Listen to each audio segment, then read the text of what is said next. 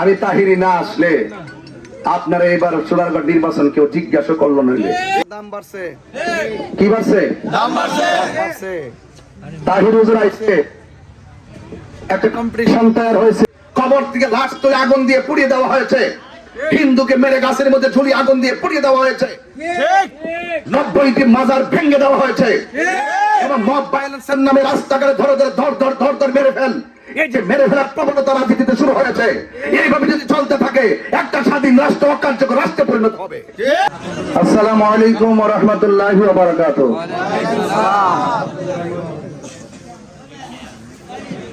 প্রিয় বদরগাজী বাজার ব্যবসায়ী, উপস্থিত জনতা, আমাকে চিনতে পারছেন? আমি আপনাদের তাহিরি হুজুর। আপনাদের মাঝে আসন্ন ত্রয়োদশ জাতীয় সংসদ নির্বাচনে হবিগঞ্জ 4 চোরারঘাট মাধবপুর আসন থেকে মোমবাতি প্রতীকে এই রাস্তা দিয়ে আজকে নিয়ে 4 দিন পথসভা অথবা বিচরণ করেছি। এই বদরগাজী এলাকাটি শান্তিপ্রিয় এলাকা, ঠিক না?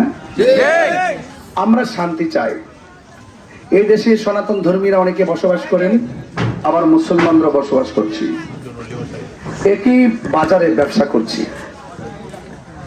কোন ধরনের কোনো বাজার ব্যবসায় কোনো বাধা বিপত্তি নেই। এটাই বাংলাদেশ। মুসলমান মসজিদে যাবে, হিন্দু মন্দিরে যাবে, বৌদ্ধ পেগোড়ায় যাবে, খ্রিস্টান গির্জায় যাবে, যার যার ধর্ম পালন করবে, কেউ বাধা দিবে না। কেউ কাউকে বাধা দেওয়া এটা ইসলাম অ্যালাউ করে না। তবে আপনি একটি ধর্মের অনুসরণ করেন, আমরা একটি ইসলাম ধর্ম অনুসরণ করে আমরা করছি না। আমি চাই এই বদরগাজীর মানুষ বিগত দিনে যে রাজনীতি করেছে, এই রাজনীতির পরিবর্তন আসতে হবে। বিগত দিনের রাজনীতি আমরা দেখেছি প্রতিহিংসার রাজনীতি। যেমন মোটা থেকে যদি বলি, যেই দল ক্ষমতায় আসে মনে করে এই দেশের সব সেক্টর তার, আর যে দল বিরোধী দল থাকবে চাকরি থেকে শুরু করে সুযোগ সুবিধা যা আছে এটা এগুলো বাদ, তাকে দেওয়া যাবে না, সে আমার দলের লোক না। না, এই দেশে যারা আমাকে ভোট দিবে তারাও আমার, যারা আমাকে ভোট দিবে না তারাও আমার। এই রাজনীতি ফিরে আসতে হবে বদরঘাটে। চোরারঘাট মাধবপুরের মানুষের আকাঙ্ক্ষা অনেক বেশি। ওরা কি চায়? ওরা শান্তি চায়, ওরা নিরাপদ জীবন ব্যবস্থা চায়, ওরা মানুষকে ভালোবেসে সম্প্রীতির মডেল হিসাবে চোরারঘাটকে প্রদর্শন করতে চায়। আমরা যখন দেখি রাজনীতিতে রক্তের খেলা, রাজনীতিতে গুমের খেলা, রাজনীতিতে প্রতিশোধের খেলা, তখন আমরা চিন্তিত হই। এই দেশের 40% মানুষ তো রাজনীতি করে না, ওরা নীরব থাকে, নীরব, আর দুঃখ প্রকাশ করে কি চলছে দেশে। এই জন্য দেখবেন আপনি যখন শ্রোতা আনবেন টাকা দিয়ে আনতে হয়। যদি আপনি আদর্শ রাজনীতিবিদ হতেন, একটা কর্মীকে আপনি টাকা দিয়ে আনতে হতো না। আজকে বদরগাজী বাজার ব্যবসায়ীদেরকে প্রথম বলেছি আপনারা শান্তিপ্রিয়। কেন বলেছি? আমি এই এলাকার মানুষকে মাইকিং করি নাই, এই এলাকার মানুষের কাছে গিয়ে ঘরে ঘরে দাওয়াত দেই নাই, আমার কোন প্রতিনিধির টিম কাহার কাছে যাই নাই, অথচ আমি মাইক ধরেছি, আপনারা শত মানুষ, হাজার মানুষ এসে গেছেন। এটাই হলো ভালোবাসার রাজনীতি। আর ভোট দেওয়া না দেওয়া পরের ব্যাপার, আগে মানুষকে ভালোবাসতে হবে, মানুষের পক্ষে শান্তি নিয়ে কথা বলতে হবে, মানুষের নিরাপত্তা নিয়ে ভাবতে হবে, মানুষের নিরাপদ জীবন ব্যবস্থা করতে হবে। শ্রমিকদের সঙ্গে যে অর্থনৈতিক বৈষম্য সৃষ্টি করা হয়েছে, তাদের জীবনযাত্রার মান টেকসই করে স্থায়ী সমস্যার সমাধান করতে হবে। আপনি বারবার এসে মানুষকে ধোঁকা দিবেন, মানুষ আপনার কাছ থেকে মুখ ফিরিয়ে নিবে, মানুষ আপনার কাছ থেকে মুখ ফিরিয়ে নিবে। মানুষকে ধোঁকা দেওয়া যাবে না। মানুষ এখন বোকা নয়, অনেক সচেতন। যখন নির্বাচন আসে, বড় বড় খালের উপরে ব্রিজ করার জন্য অনেকে নির্বাচন আসলে দেখবেন ফিতা লয়ে যায়। ফিতা নিয়ে মাপ দেয়, পাবলিকের বুঝাই যে মনে হয় এমপি হওয়ার আগে বানাই লইব, মনে হয় যে এই দেশটা ইউরোপ বানাই ফেলবে, ইন্ডাস্ট্রিজ দিয়ে মনে হয় ঘরে ঘরে সবার চাকরি দিয়া সব লন্ডন বানাই দিবে। কিন্তু এইভাবে মানুষ বারবার ধোঁকায় পড়েছে।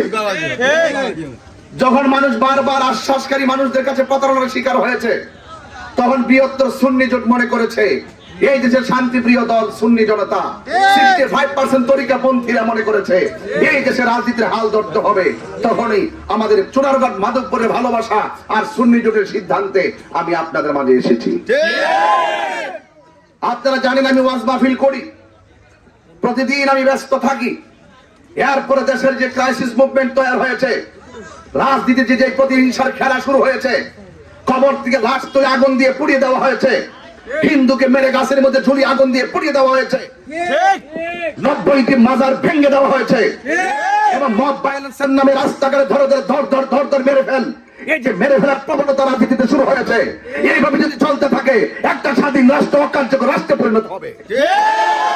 এই কথাগুলো সংসদে কে বলবে? সব চাটুকার হয়ে বসে আছে। মনে করেছে আমার নেতা রাগ করবে, আমি এমপি হয়েছি, আমার প্রধানমন্ত্রী রাগ করবে, আমার প্রধানমন্ত্রীর সামনে কিছু বললে আমাকে বহিষ্কার করবে। এই বহিষ্কারের ভয়ে অনেকে উচিত কথা বলে না, দলের মানুষ অন্যায় করলে মুখ খুলে কথা বলে না। তখন যেই দল ক্ষমতা আসে প্রশাসন সেই তাইলে ঘুরে না। এই বৈষম্য দূর করতে হবে, বাংলাদেশের রাজনীতির পরিবর্তন ফিরে আনতে হবে।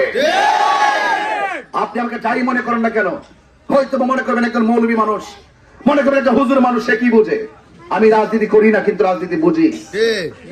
কিন্তু একটা কথা মনে রাখবেন, আপনার এই এলাকার প্রত্যেকটা মানুষ বুকে হাত দিয়ে বলতে পারবেন কিনা আমি জানি না, যত বছর রাজনীতি করেছেন প্রতিহিংসা ছাড়া রাজনীতি করতে পারেন নাই, প্রতিহিংসা ছাড়া রাজনীতি করতে পারেন নাই।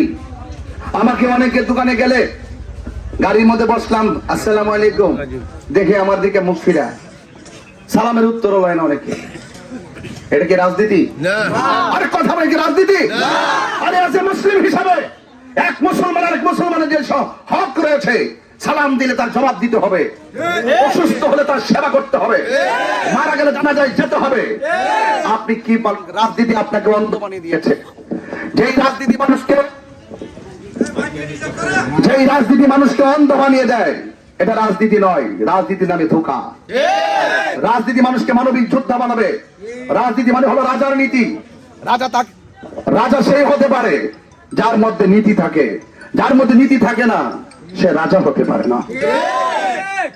সালাম দেওয়ার পর মুখ ফিরায়। আমি তাহিরি না আসলে আপনারা এবার চুনারঘাট নির্বাচন কেউ জিজ্ঞাসা করলো না। দাম বাড়ছে, কি বাড়ছে? তাহির হুজুর আইছে, একটা কম্পিটিশন তৈরি হয়েছে। কিভাবে বলছি কম্পিটিশন জানেন? ঘরে ঘরে মোমবাতি আলোটা জনপ্রিয় হয়ে গেছে, মোমবাতি প্রতীকটা ঘরে ঘরে জনপ্রিয় হয়ে গেছে। আমি রাস্তা দিয়ে গেলে এখন আর কেউ আমার তাহির হুজুর কয় না, কয় মোমবাতি জায়গা, মোমবাতি জায়গা। বুঝেন কিছু? এই জন্য আমি সালাম দিলে মুখ ফেরায়, এটা উচিত না। আরে আমি আসছি দেখেই তো আপনারা যারা অন্য দল করেন, আপনাদের বাড়িতে একবার জায়গা 3 বার আইতাছে, বুঝেন না ব্যাপারটা? না আইলে আপনারা ঘুমাইতেন, আপনারা জিজ্ঞাসা করলো নিলে। এই জন্য রাজনীতির সুস্থতা আমি ফিরে আনার চেষ্টা করছি। আমার কথাগুলোকে নিয়ে কেউ গেম খেলার চেষ্টা করবেন না। আমি যা বলছি আপনার অধিকারে কথা বলছি। আপনি পরাধীন ছিলেন, আপনাকে স্বাধীন হতে হবে, কথা বলেন ঠিক কিনা?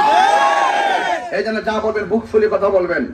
তবে আপনাদের কাছে অনুরোধ করবো ভাই, আপনারা রাজনীতিটা ভালোবাসার ভিত্তিতে করেন। আমি শুনেছি অনেক ফেস্টুন ছিঁড়ে ফেলা হয়েছে, অনেক ব্যানার ছিঁড়ে ফেলা হয়েছে মোমবাতির। আমি কষ্ট পেয়েছি, আমি দুঃখ পেয়েছি। এটার নাম কি রাজনীতি? না, এটা রাজনীতি হতে পারে না। আপনার প্রচার আপনি করেন, আমার প্রচার আমি করব, যাকে খুশি তাকে ভোট দিব। দায়িত্ব দলের এবং জনপ্রতিনিধি হওয়ার যে ক্ষমতা দান করেন কে?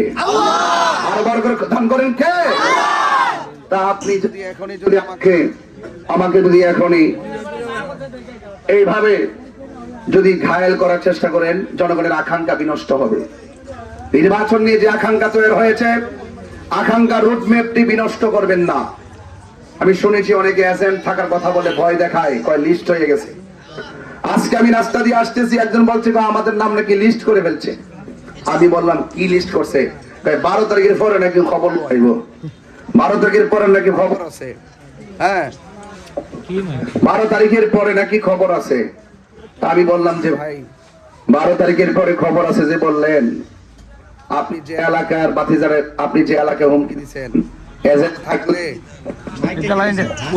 থাকলে আপনি তাকে হুমকি দিচ্ছেন, এই এজেন্ট যে থাকবে সে তো আপনার বাতিজাও হতে পারে, সে আপনার চাচাতো ভাই হতে পারে। যে রাজনীতি মানুষের রক্তের সঙ্গে গাদ্দারি শিখায় আর প্রতিশোধ শিখায়, এটা রাজনীতি নয়। আপনি সুস্থ দ্বারাই রাজনীতি করুন, ভালোবাসার ভিত্তিতে রাজনীতি করুন, মানবতার ভিত্তিতে রাজনীতি করুন। আর আমার কথা একটু উঁচু হয়ে গেছে, আপনারা রাগ করবেন না। আমি আপনাদের তাহির হুজুর, ইনশাল্লাহ তাহির হুজুর হিসেবে থাকবো। আল্লাহ যদি আমাকে দয়া করে আমার আদর্শের ভিত্তিতে একটা মেসেজ দিয়ে যায়, যারা বলছেন যে আমি সোনারঘাট কি উন্নয়ন করছি, আপনাদের কথা শুনে মনে হয় যে আমি বিগত দিনে স্বরাষ্ট্রমন্ত্রী ছিলাম। স্বরাষ্ট্রমন্ত্রী ছিলাম, আমি জনগণের দায়িত্ব পাইলে না আপনার উন্নতি করতে পারতাম, আমি প্রতিনিধি হইলে না উন্নতি করতে পারতাম। যারা প্রতিনিধি হইছেন আজকে তো বহুত রাস্তা ঘুরছি, মনে হয়েছে যে ইউরোপের রাস্তা হয়ে গেছে একটা। এমন রাস্তা দেখছি, এমন রাস্তা দেখছি, এই রাস্তাগুলো আরো অনেক আগে হওয়া উচিত ছিল।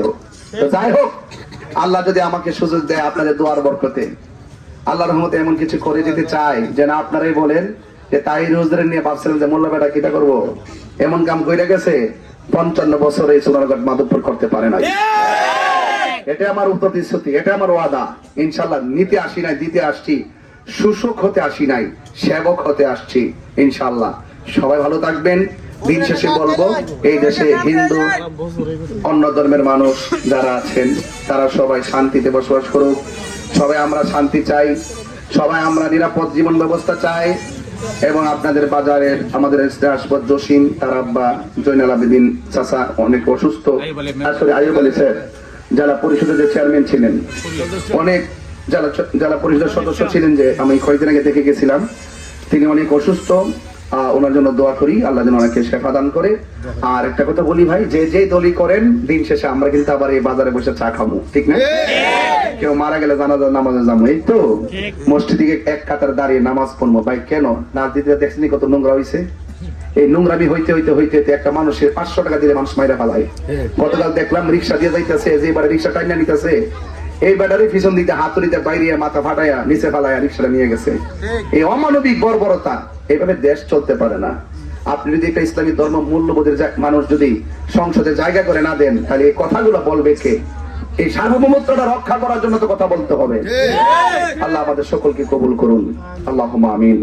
রব্বানা যালামনা আনফুসানা ওয়া ইল্লাম তাগফির লানা ওয়া তারহামনা লানাকুনান্না মিনাল খাসিরিন।